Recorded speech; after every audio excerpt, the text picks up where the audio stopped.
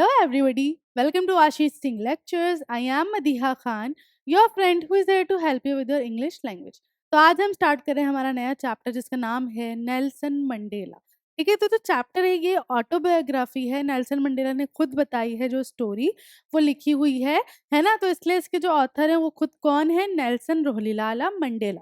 ठीक है, Nelson Mandela का पूरा नाम जो है नेल्सन रोहिलाला मंडेला है।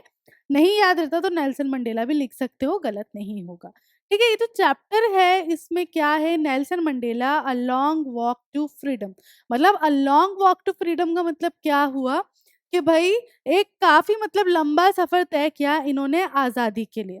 अब कैसी आजादी के लिए, तो देखो जो हमारे नेल्सन मंडेला हैं वो साउथ अफ्रीका के पहले ब्लैक प्रेसिडेंट बने थे। ठीक है, जो नेल्सन मंडेला है वो साउथ अफ्रीका के पहले ब्लैक प्रेसिडेंट बने थे।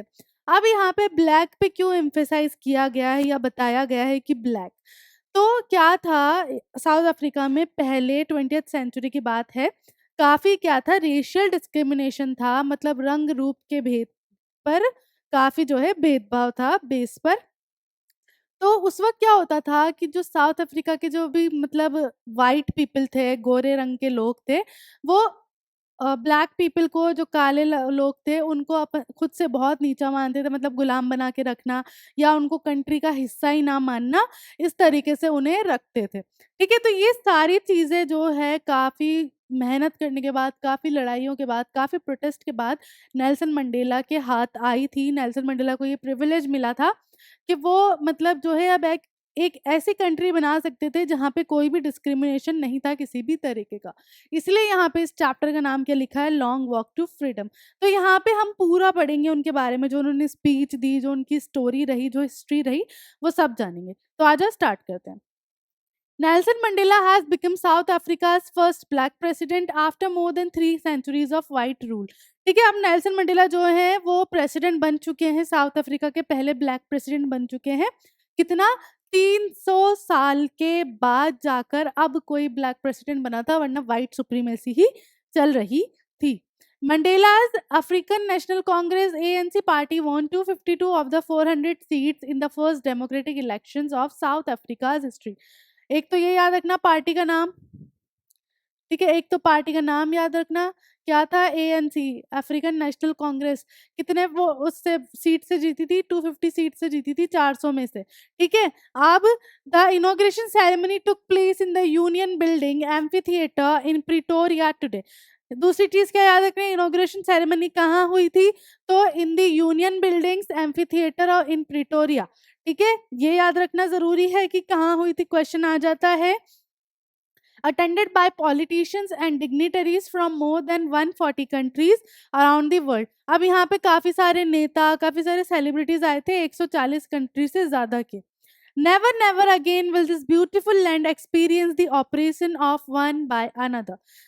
अब जो है कभी भी दोबारा ऐसा नहीं होगा इस प्यारी सी कंट्री में, इस प्यारी सी जमीन पर, कि कोई भी इंसान दूसरे इंसान से परेशानी झेलेगा या उसे परेशान किया जाएगा। ऑपरेशन परेशान करना, said Nelson Mandela in his address. जो उनकी स्पीच हुई थी उस दिन, उसमें उन्होंने ये बात कही थी। Jubilant scenes on the streets of Pretoria followed the ceremony with blacks, whites and coloureds celebrating together. ठीक है, अब जो है काफी सारे जुबिलेंट सीन देखने को मिल रहे थे वहां की सड़कों पर, जिसमें ब्लैक, वाइट और कलर्ड, मतलब जो सारी रेसेस के लोग थे, सारे साथ मिलकर सेलिब्रेट कर रहे थे इस दिन को। More than 1 lakh South African men, women and children of all races sang and danced with joy. कम से कम 1 लाख से ज्यादा लोग थे वहां पर जो साथ में गा रहे थे और नाच रहे थे खुशी से। अब इनॉग्रेशन सेरेमनी जो थी वहां की बात करते हैं, तो इनॉग्रेशन सेरेमनी कब थी, 10th मई को थी। याद रखना, इनॉग्रेशन सेरेमनी कब थी, 10 मई को थी। For the past few days Nelson Mandela had been pleasantly besieged by dignitaries and world leaders who were coming to pay their respects before the inauguration. ठीक है, अब क्या हो रहा था कि भाई इनॉग्रेशन से काफी दिन पहले से ही काफी सारे लीडर्स और जो डिग्निटरीज आए थे वो उनसे मिल रहे थे, उन्हें सम्मानित कर रहे थे, है ना, उनको रिस्पेक्ट पे करने के लिए। The inauguration would be largest gathering ever of international leaders on south African soil. South Africa पे ये सबसे पहली इतनी बड़ी गैदरिंग थी इतने सारे लोगों की। The ceremonies took place in the lovely sandstone amphitheater formed by Union Building in Pretoria. जैसे कि मैंने पहले बताया, ये पॉइंट याद रखना, ठीक है, सेरेमनी कहाँ हुई थी जरूरी है। For decades this had been the seat of white supremacy.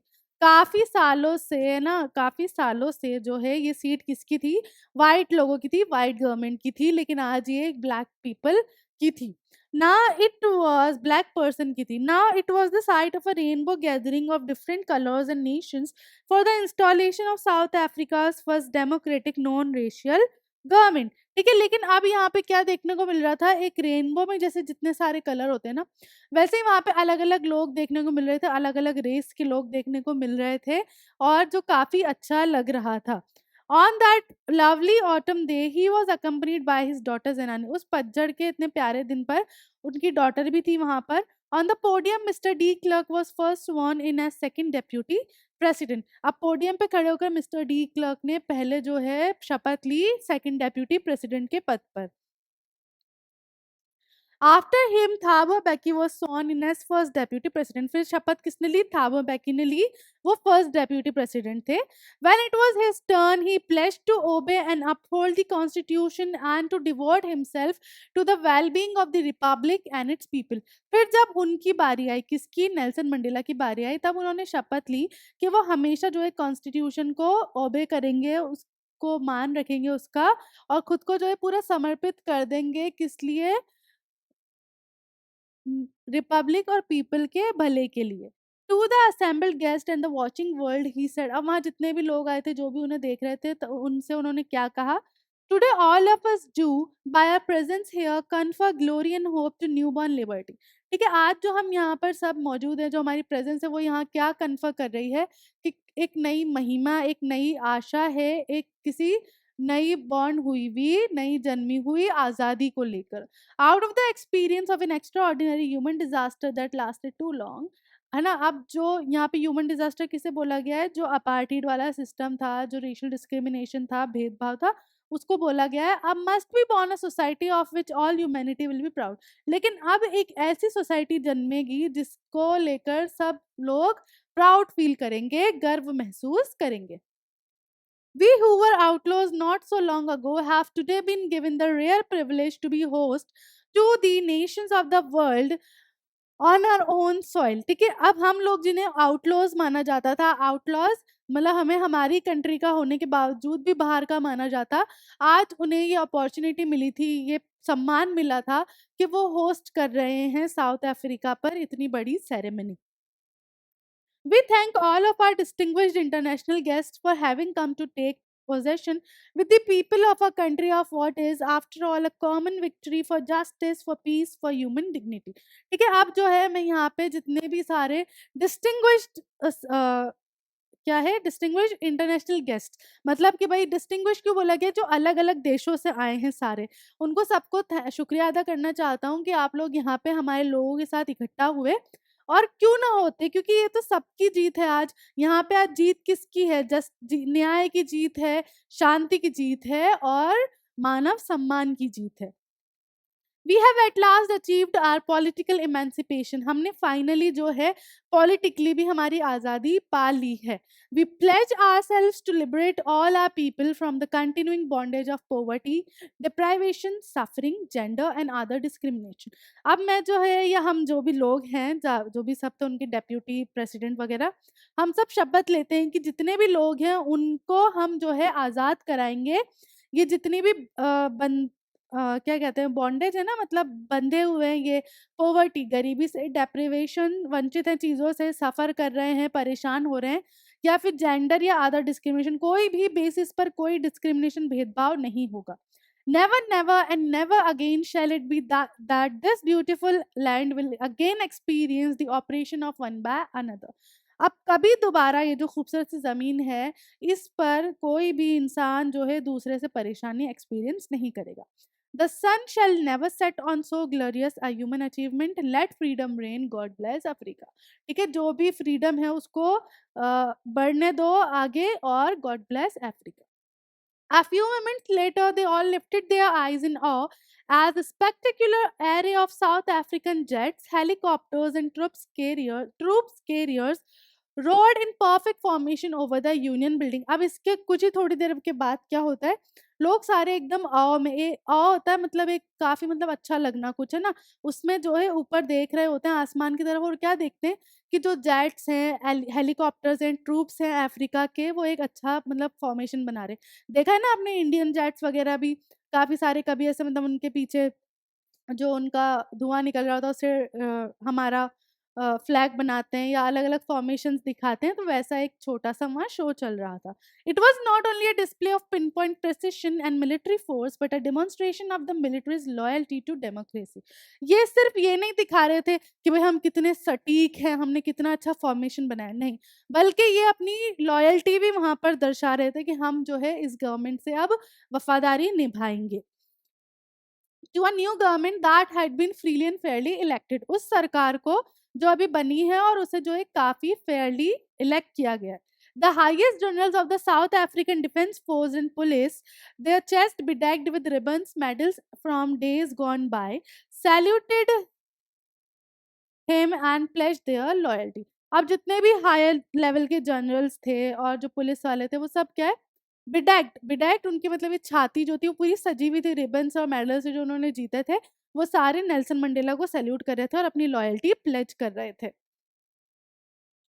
The day was symbolized for him by the playing of their two national anthems and the vision of white singing Kosi Sikilel Africa and black singing Das Stamp, the old anthem of the Republic. ठीक है, अब क्या हो रहा था कि भाई उस दिन जो है क्या चीज़ सिंबलाइज़ हो रही थी कि जो दोनों लोग थे ब्लैक पीपल, व्हाइट पीपल मिलकर जो है दोनों एंथम गा रहे थे, नेशनल एंथम गा रहे थे। एक तो जो अफ्रीका का था वो गा रहे थे और जो पुराना वाला डाइस स्टैम्प था वो भी गा रहे थे। है ना? Although that day neither group knew the lyrics of the anthem they once despised. उस दिन उनमें से किसी को भी लिरिक्स नहीं आते थे क्योंकि वो नापसंद भी करते थे, लेकिन गा रहे थे फिर भी है ना मिलकर, और किसी को भी लिरिक्स नहीं पता थे। On the day of inauguration he was overwhelmed with a sense of history. अब इस इनॉग्रेशन के दिन जो है हमारे नेल्सन मंडेला जो वो काफ़ी ओवरवेल्म्ड फील कर रहे थे। ओवरवेल्म्ड किस लिए फील कर रहे थे, मतलब काफ़ी सैड हो रहे थे वो, जो हिस्ट्री याद करके, जो इतिहास पीछे हुआ है उसको याद कर कर वो काफ़ी ओवरवेलमिंग फील कर रहे थे। In the first decade of the 20th century, a few years after the bitter Anglo-Boer War and before his own birth, अब 20वीं सदी के शुरू के 10 साल, उसमें जब एंग्लो बोर वॉर हुई थी और थोड़ा टाइम पहले जब वो पैदा भी नहीं हुए थे, उस टाइम जो है क्या हुआ था कि जो सारे व्हाइट लोग थे ना, उन्होंने क्या किया था, सब आपस में मिल गए थे और एक सिस्टम खड़ा कर दिया था, जिस जो सिस्टम क्या था, रेशियल डिस्क्रिमिनेशन वाला सिस्टम था, है ना? डार्क स्किन लोगों के लिए, जो काले लोग थे उनके लिए। The structure they created form the basis of one of the harshest most inhuman societies the world has ever known। और ये जो स्ट्रक्चर खड़ा हुआ था ना, इसने मतलब एक इतनी कठोर, एक इतनी दरिंदगी वाली सोसाइटी बना ली थी जो पूरी दुनिया ने कभी देखी भी नहीं होगी। Now in the last decade of the 20th century and his own 8th decade as a man, अब जब 20वीं सदी का लास्ट के 10 साल बचे हैं वो, और जब वो खुद 80 साल के हो गए, 8 डेकेड 80, है ना? 8 इंटू 10 डेकेड होता है 10 साल का। ठीक है, 80 साल के हो गए।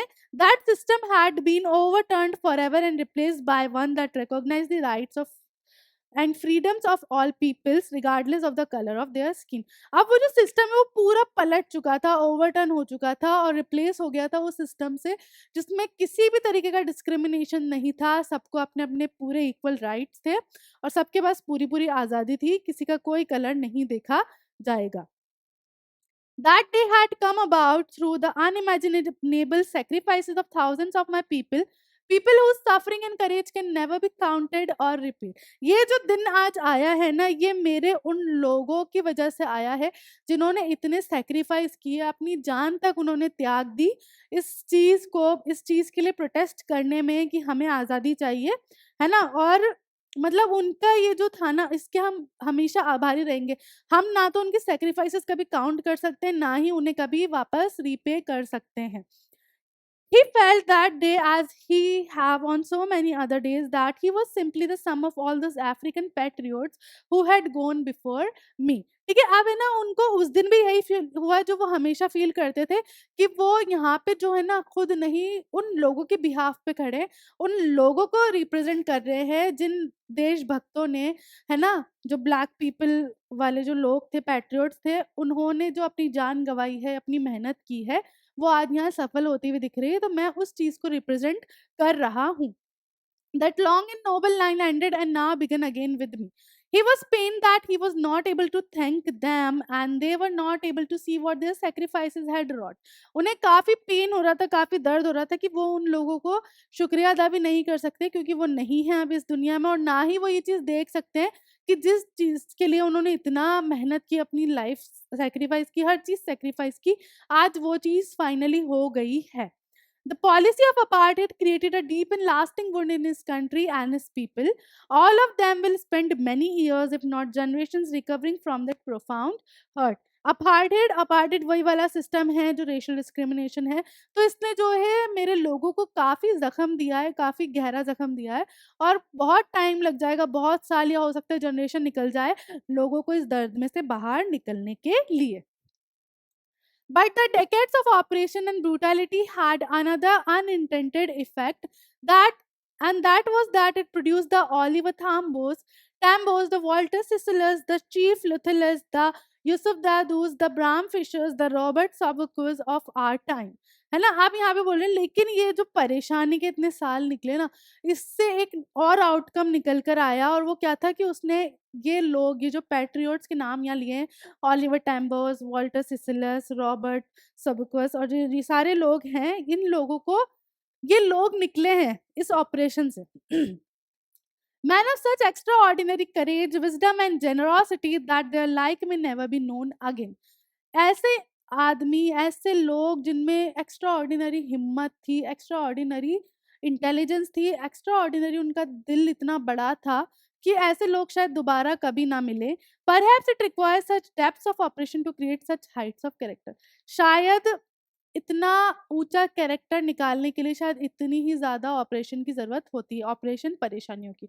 His country is rich in the minerals and gems that lie beneath its soils, but he have always known that its greatest value is people, finer and truer than the purest diamonds. उन्हें पता था कि उनकी country में जो है minerals हैं, James हैं जो इस सॉइल के नीचे दबे हुए हैं, लेकिन उन्हें ये भी पता था कि जो ग्रेटेस्ट संपत्ति है, जो सबसे बड़ी संपत्ति है उनकी कंट्री की, वो उसके लोग हैं जो सबसे ज़्यादा फाइन हैं, सबसे ज़्यादा सच्चे हैं, प्योरेस्ट डायमंड से भी ज़्यादा। ठीक है? ये जो पैट्रियट्स हैं, Oliver Tambo, Walter Sisulu, chief Luthulis, Yusuf Dadoos, Bram Fischer और रॉबर्ट सबुक। ठीक है? ये कुछ लोग हैं जो कुछ पैट्रियट्स हैं जिन्होंने काफ़ी अपने सैक्रिफाइसेस किए हैं कि वो रेशियल डिस्क्रिमिनेशन हटा सकें। है ना? तो ये एक ट्रिब्यूट है उन लोगों को जो नेल्सन मंडेला अपनी स्पीच में दे रहे थे। ठीक है? तो आज की जो स्टोरी है वो हम यहीं तक पढ़ेंगे, इसके आगे हम नेक्स्ट क्लास में जानेंगे कि आगे क्या हुआ और क्वेश्चन आंसर्स भी हम तभी करेंगे। तो आज की क्लास जो है वो हम यहाँ ख़त्म करते हैं, मिलते हैं नेक्स्ट क्लास में। तब तक के लिए this is Madiha Khan signing off right now. Bye bye and have a nice day.